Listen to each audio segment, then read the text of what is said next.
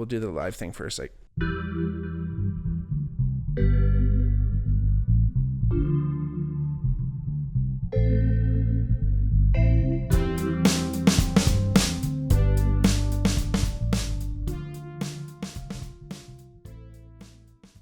hey everybody, welcome back to the Bigmark podcast. It's me, your host, Bigmark. If it's your first time joining us, welcome. If you're not, welcome back. Like I always say, please like and subscribe to our YouTube channel. Please tell your friends about the podcast. If you want to hit us up for any reason, hit us on our Twitter or our Instagram DMs at the Bigmark Pod, at the Bigmark Podcast. You can also check out our Patreon, patreon.com/thebigmarkpod. And there's a few different ways that you can support the podcast there. Again, I love doing these for you, and I really love the support. And today's a perfect example of when friends of the podcast, ask for a subject or a topic that we should cover this week. I like to oblige. So shout out to my boy P Diz. This one's for you, brother. I'm doing this one. My brethren out there in Lundo. This is one I also wanted to do for a while too. So it was kind of like when P Diz reached out and said, I should do one on Freemasonry. It was always something I thought of, because actually where the studio is right across from the Grand Lodge of Canada, the Grand Lodge of Freemasonry, actually. And that's what our podcast is going to be about today. It's going to be about Freemasons and, a little bit more about the history of them. And because they're interesting. They're the most secret society in the world. And it's kind of funny, one of my favorite books I ever read, and at the time, and this was like kind of back in high school-ish era, early university days, even I was super into Dan Brown novels, the guy who wrote Da Vinci Code and all those movies and all those books that were developed into movies and stuff. And this is the only book that they haven't turned into a movie yet. I think there were some talks, I think even pre-pandemic, about it, but maybe things got changed around because of COVID. But the book is called The Lost Symbol, and I think it's Dan Brown's one of his best. Maybe Da Vinci Code is probably the best, but it is phenomenal. It's my favorite. Really, really good villain. Really cool subject matter, as it kind of follows the Dan Brown formula. Exotic location. Well, I guess not that exotic. This time it's in Washington, but interesting buildings and interesting, locations that, are exotic in their own nature. But like I said, really good villain and cool mystery involved, and like kind of figuring it out in classic Robert Langdon action. But anyway, the biggest subject matter in that book is the Masons and kind of everything that they've done. And one of the more interesting things about Freemasonry, and what kind of leads to a lot of the controversy and conspiracy theories that kind of surround the Masons, is the secretive nature of the Masons. They kind of keep everything to themselves, even though everyone kind of knows they exist, but no one really knows what actually goes on behind closed doors. And with the age of the internet and like kind of things coming out, and this general, hopefully I'll be able to touch on this with some more clarity as the podcast goes on. But the general backing away from tradition, not necessarily, being so rooted in tradition that there's no room for growth, which isn't necessarily a bad thing, but also when it comes to oaths and, credos and sticking to your word, things have kind of moved away from that direction. Anyway, like I mentioned before, they're probably the most secret society that's not so secret. Some people kind of refer to them as, it's not a secret society, but a society with secrets. I think that was even in the Dan Brown novel there.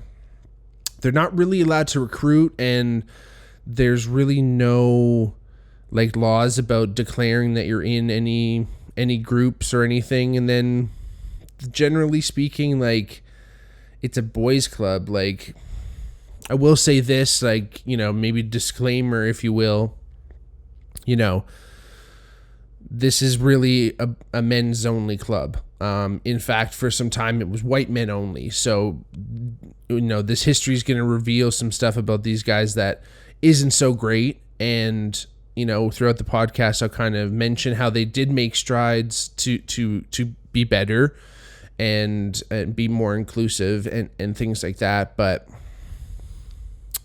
again, you know, the secret nature of the Freemasons is what, you know, I kind of talked about even in the last podcast where I was talking about Area 51. Once you introduce the element of the unknown, people's minds just kind of go and they kind of come up with wild things. And, you know, maybe this is just a group where guys can go and hang out and drink beers and be away from their wives or significant others or whatever you want to call it. And also give each other deals when they have to do a remodel to their basement.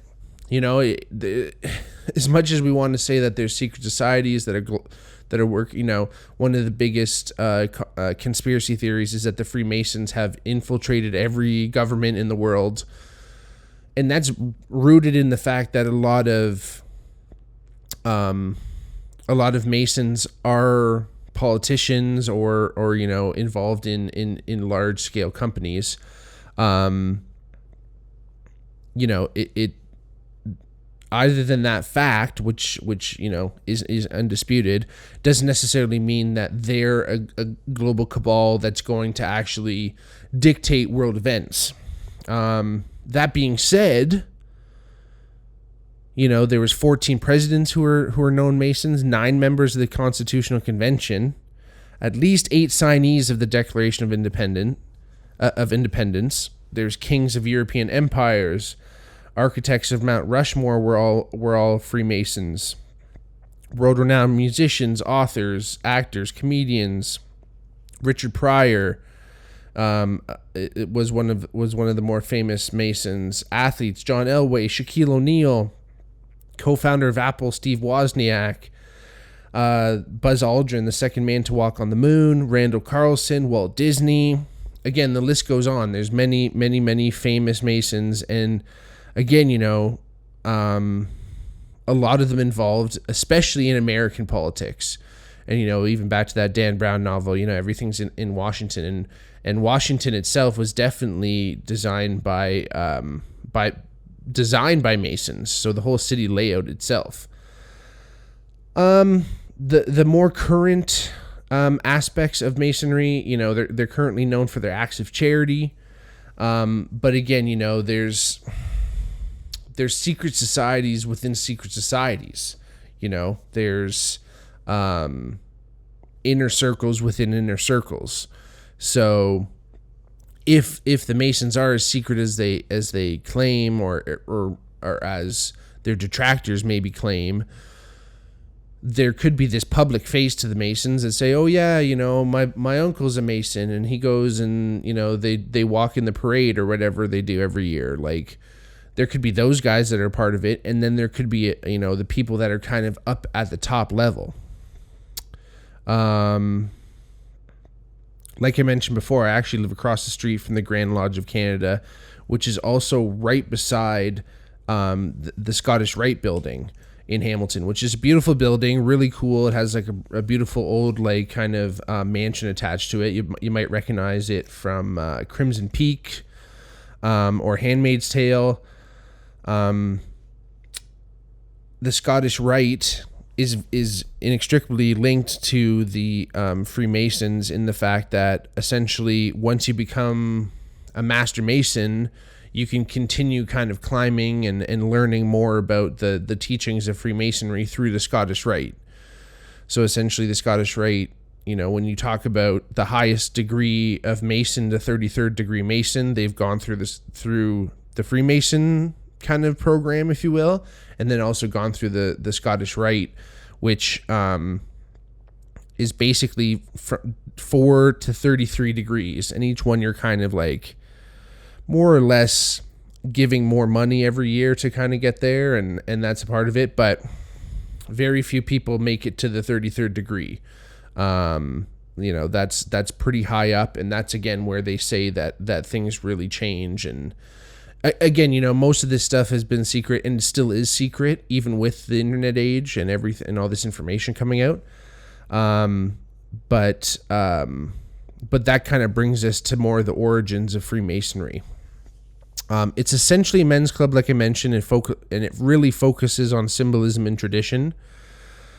In many cases, it's kind of a way to continue passing teachings down through, again, through the symbolism and these traditions that, it's more of an oral tradition still, and it's still, remember, it's harder to, in fact, it's one of the best ways to preserve information is through these traditions, right? Because, you look at, whether it was carved in stone or written on paper, things that were written on paper, if let's just say we've been writing things on paper for 10,000 years, whatever it is.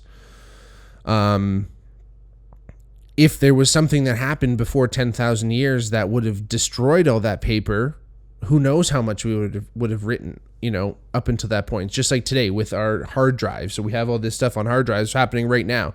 This podcast is being recorded onto a hard drive.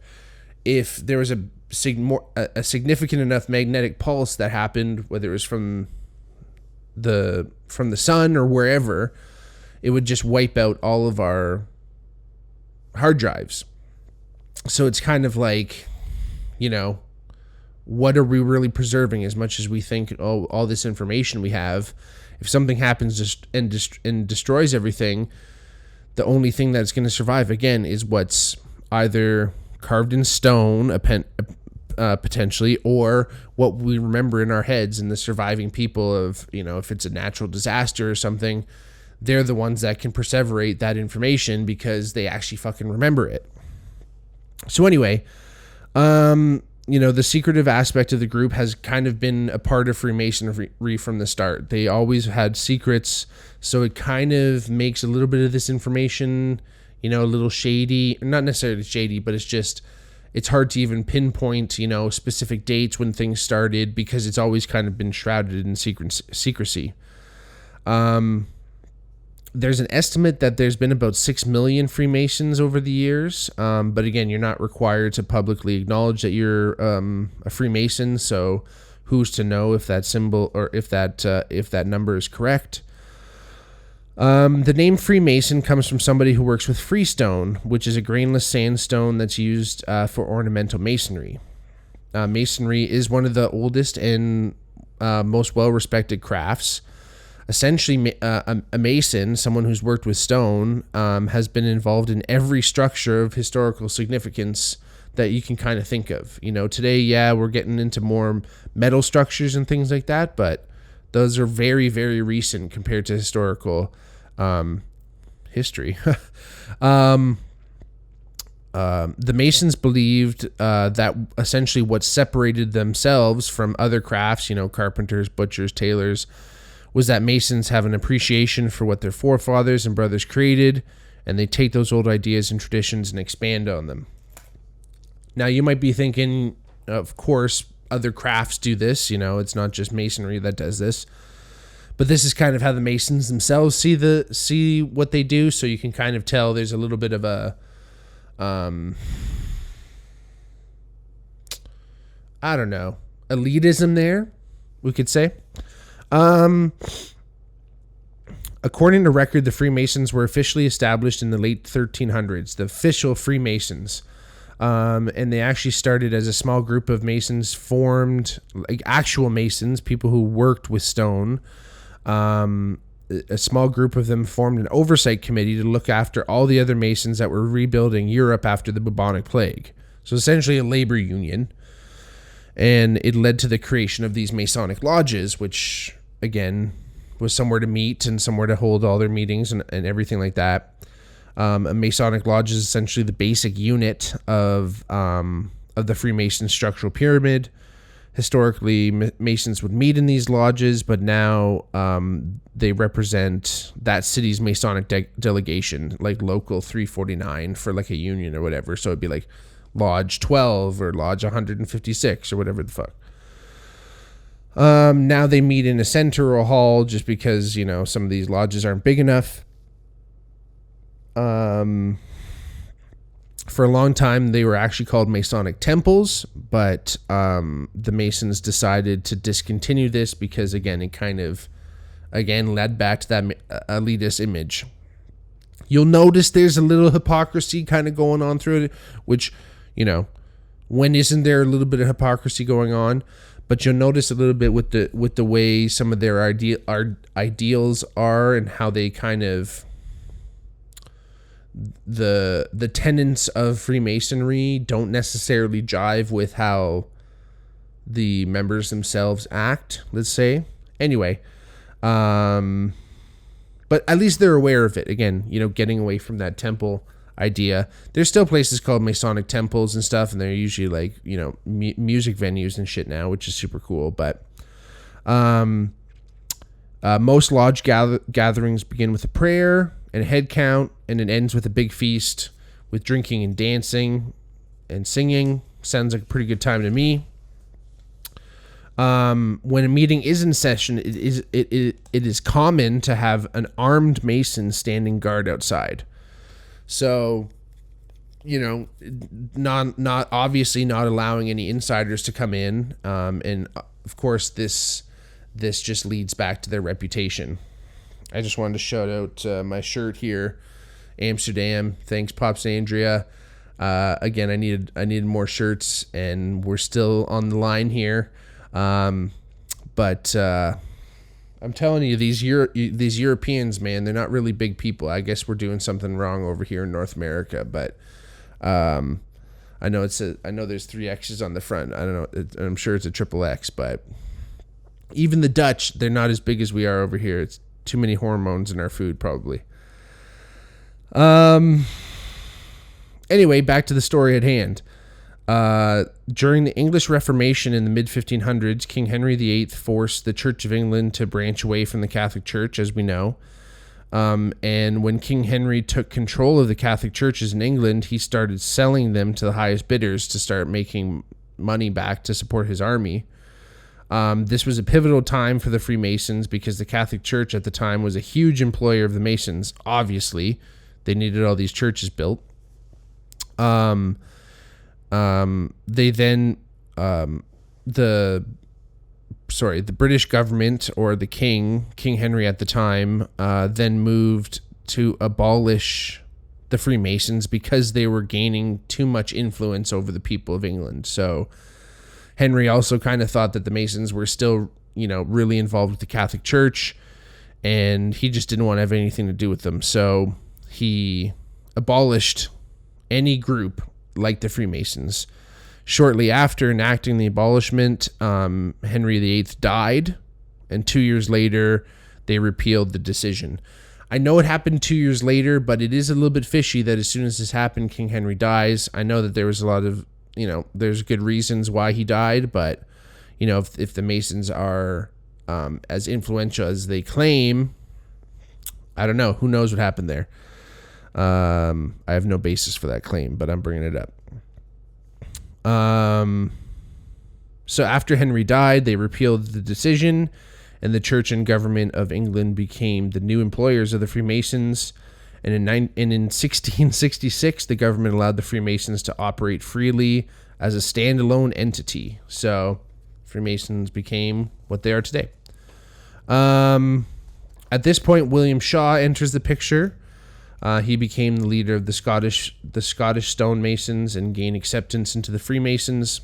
His father was in the Masons as well.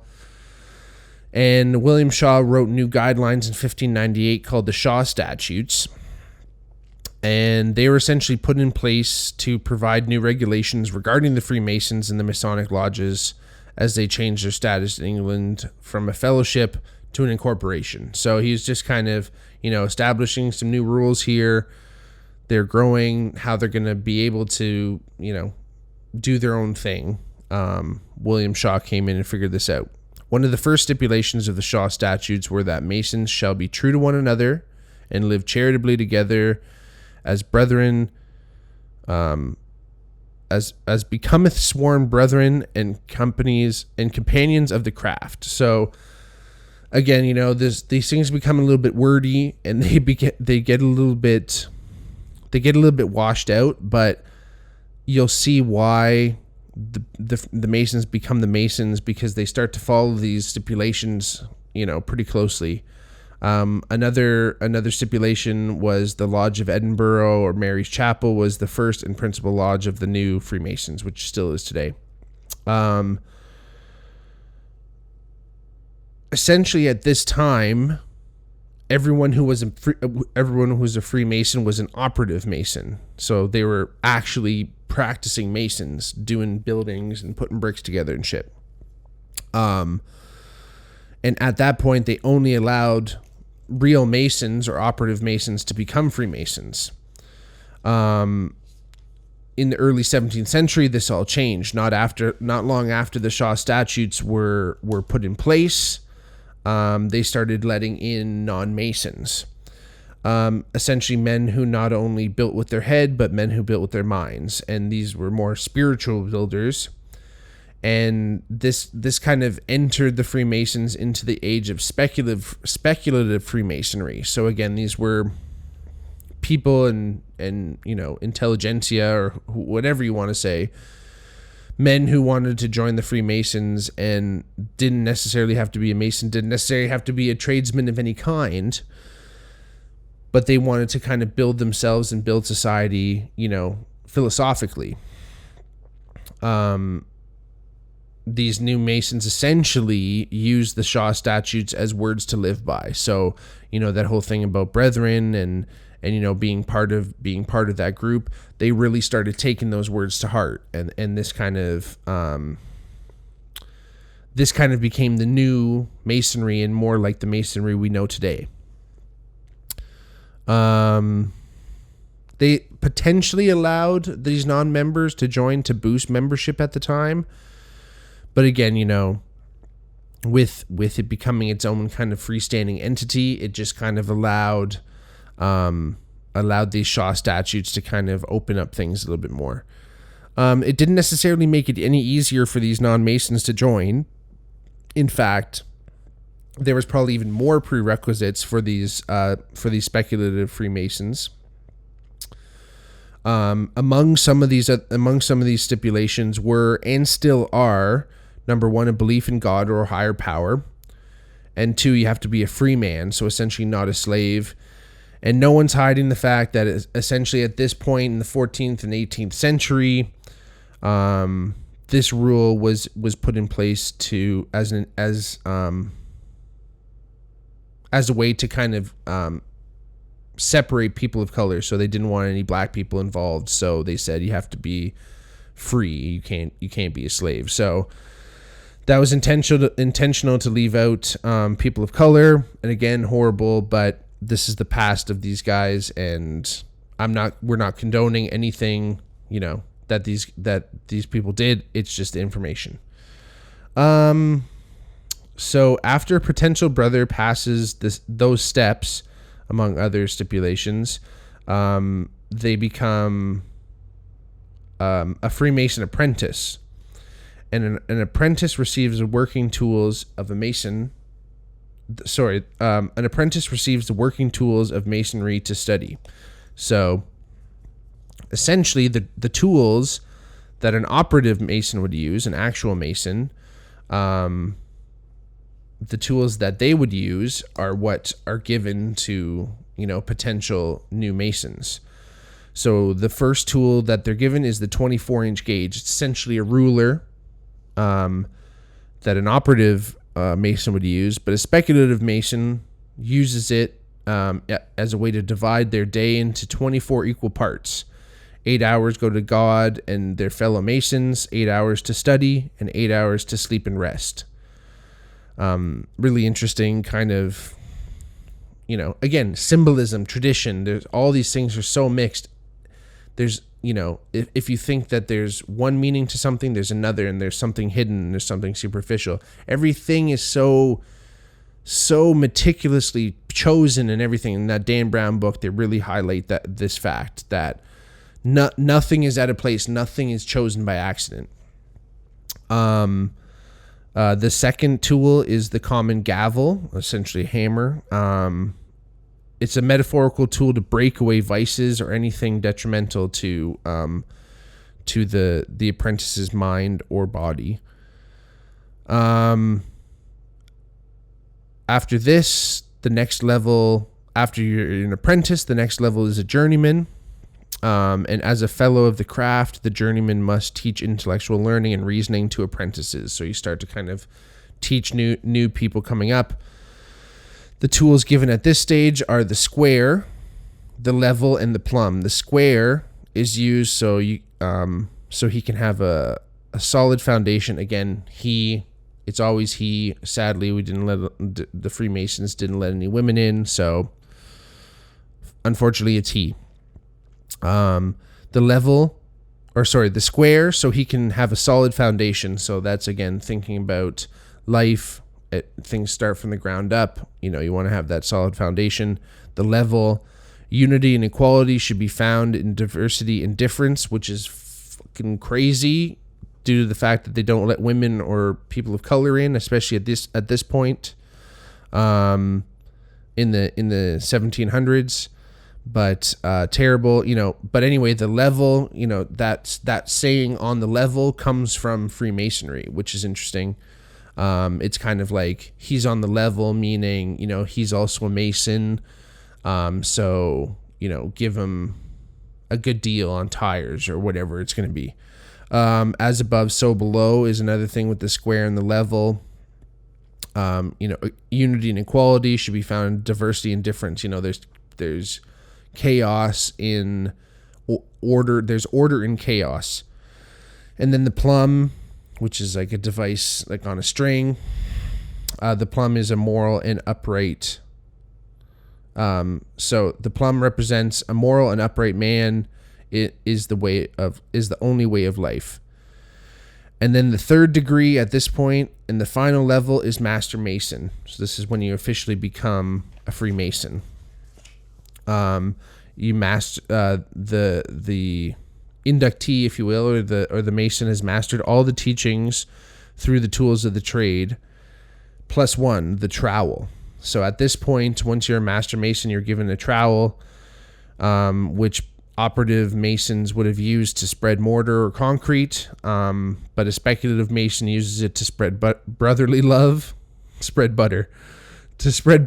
brotherly love and affection, and unite all of mankind. So again, there's these ideals and these thoughts that are embedded in here that, they're not so bad. While this was all going, and then those traditions are still upheld to today. In 1716, 4 lodges, 2 from England, 2 from Scotland, secretly met to discuss how to grow the Freemasons. So this is kind of at the time where, they're going to the New World. We're thinking, the English Empire is expanding. They're kind of thinking, how can they also expand the Freemasons? But this is what I'm talking about, inner circles, right? You're having these secret meetings happening that are dictating the way of Freemasonry. So really interesting. But from this meeting, they created the Grand Lodges, which still exist today. The Grand Lodge of Canada is right across the street. And each lodge also elects a Grand Master to oversee the lodges in that district too. So again, they were kind of creating a little bit more of a hierarchy within the Masons. And this is what I mean, there is a lot of separation. There's these degrees you have to climb, and there's this information that gets withheld, so that when you do climb the ranks, you learn more as you do. But this is where all this speculation and conspiracy theories start to crop up, because no one knows the truth. Even the people within the organization don't know the full story, and those that do, are meant to withhold it. I'm probably going to do a whole other podcast on this one, but Scientology is just like that, right? They withhold all this information and keep telling you, oh, don't worry, everything will be revealed eventually. And then once it is, it's crazy shit. And by the time you're there, you have to just you just have to accept it, because you've already sunk millions of dollars into it, or hundreds of thousands of dollars, or whatever it is. And you just go, well, here it is. I guess it's a fun little club that I'm in. So, that's that. The Premier Grand Lodge granted colonies in the New World to create their own lodges in the mid-1730s. So again, they knew the colonies were growing in the New World. So, they said, go for it. But at the time, it was still under the jurisdiction of the English lodges. Now, during this time, obviously, we're leading into the American Revolution, and Ben Franklin was a serious Freemason. He was a devout Freemason, as well as many of the men who wrote the Declaration of Independence.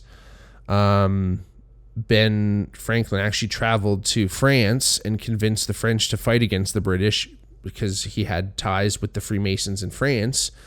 And in fact, if he didn't have those ties with them, who knows if the French army would have even come over and helped the Americans win the Revolutionary War. The Americans were on the ropes, and the French showed up. So if it wasn't Ben Franklin's ties with the Freemasons, who knows if that would ever happened.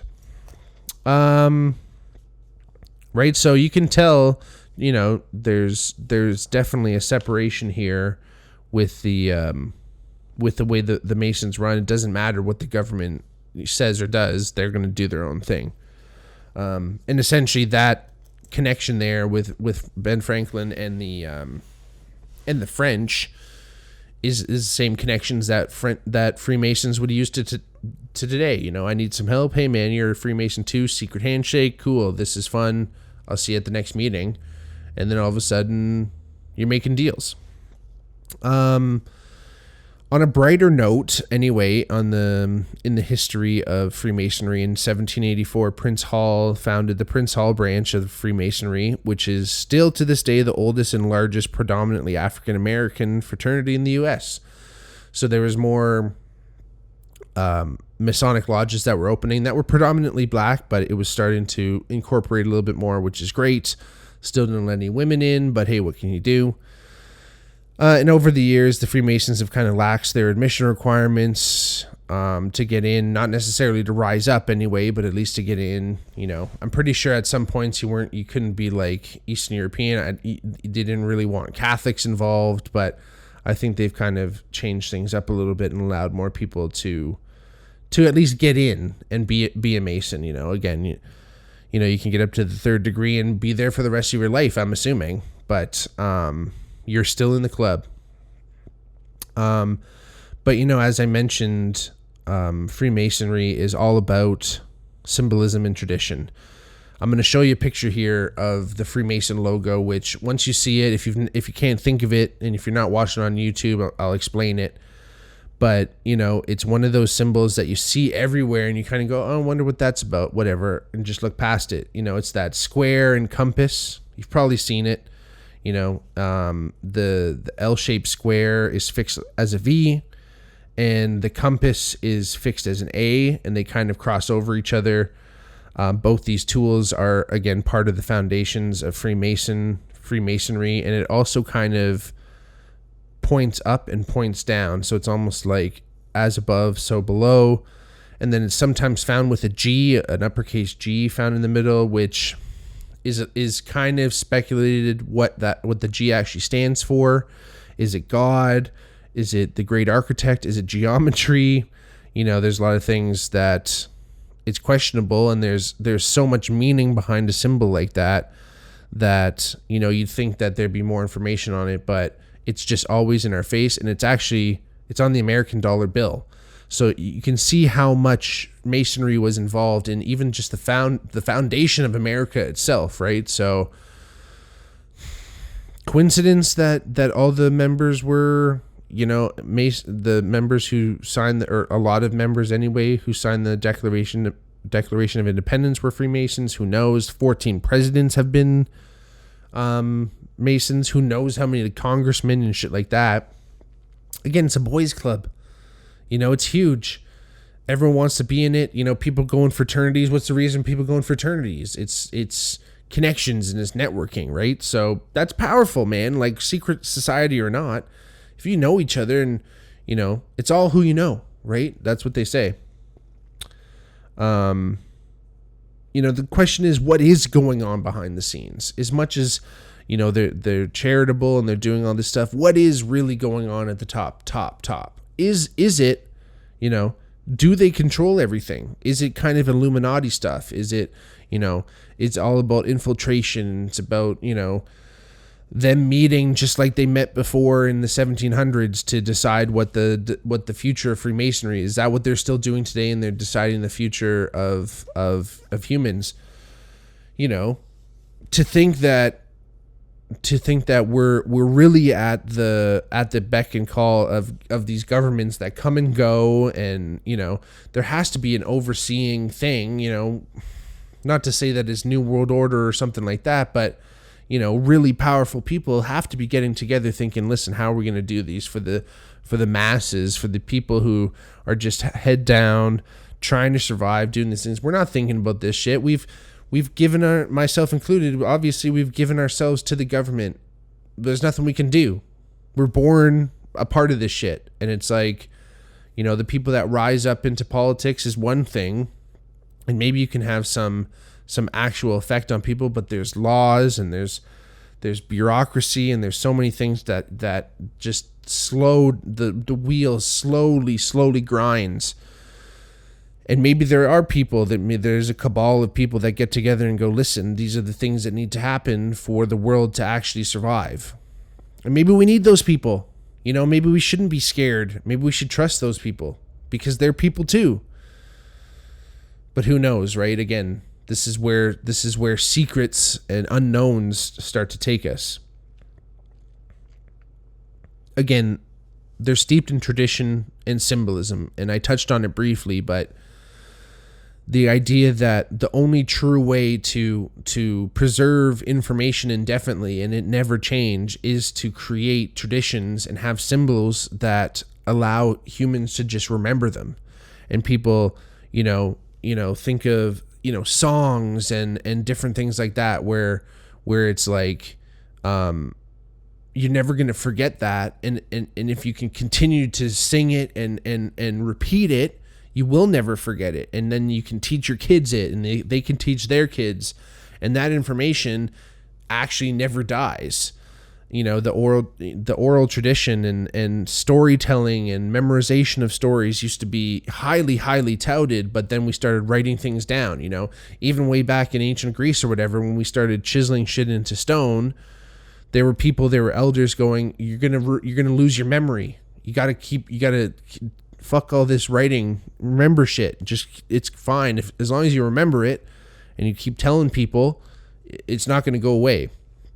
But and then now here we are today writing everything down. In fact, with the internet and our phones in our pocket, we don't actually have to remember anything. We're just so dependent on just Googling something and hoping, hey, there it's going to be.